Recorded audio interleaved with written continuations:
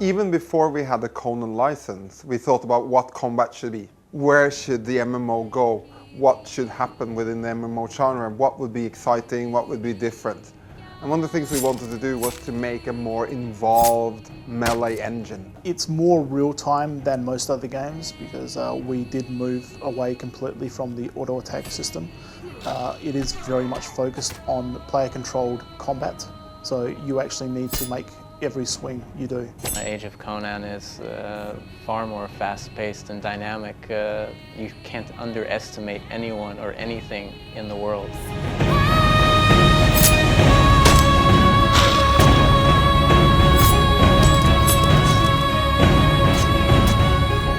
What we're trying to do with combat in Conan is to offer a more player-driven combat experience or interface.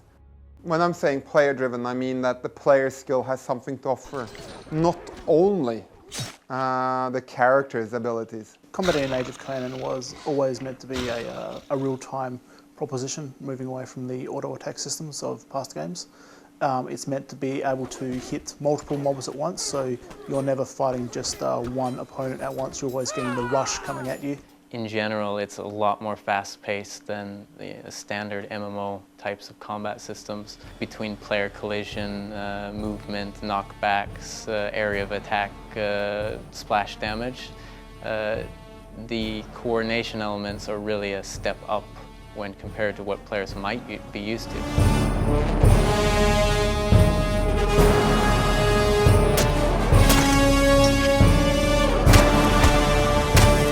The width or the arc of the weapon actually indicates how many opponents you will hit. You will actually hit more than just your main primary target.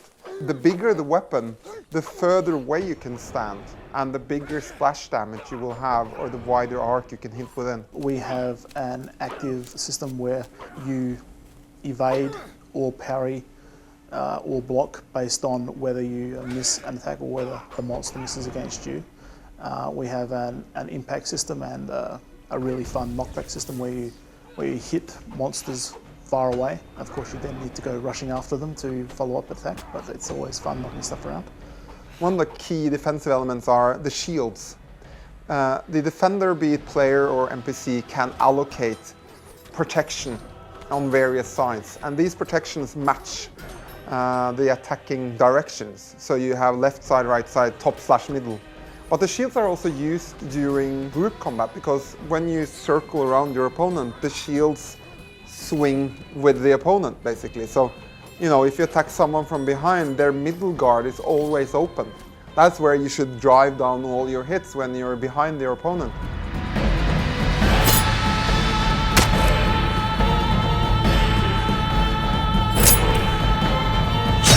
Your group really has to work as a team to succeed, especially as things get hairier. When there's 3-4 NPCs running around you and they're doing special attacks, going for your healers, going for your range, your tanks are having to run around. It becomes a situation where you can't just stand around. You have to be moving, you have to be thinking, you have to be looking at your surroundings to determine what you need to do to make sure you can win. To really emphasize the brutality of the world, occasionally you'll also do fatality moves. If you do a fatality move, then for a short period of time after that, you'll sort of revel in the bloodlust of what you just did and gain a real big power increase, not only just for you, but for everyone in your team.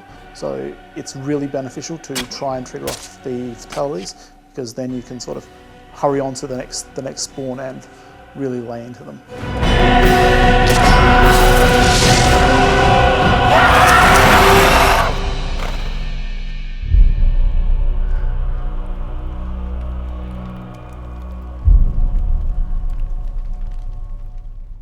Obviously, the combat system is very brutal, and we don't want it to be anything other than that. It's always meant to be like visceral feedback as to what you're doing. There's blood sprays, there's decapitations, there's disembowelings, there's lots of darkness to it. We could have had this type of combat experience in a much less violent setting, but this setting is dirty, it's gritty, it's a pulp, and we want people to feel like the destroyer wading through opponents.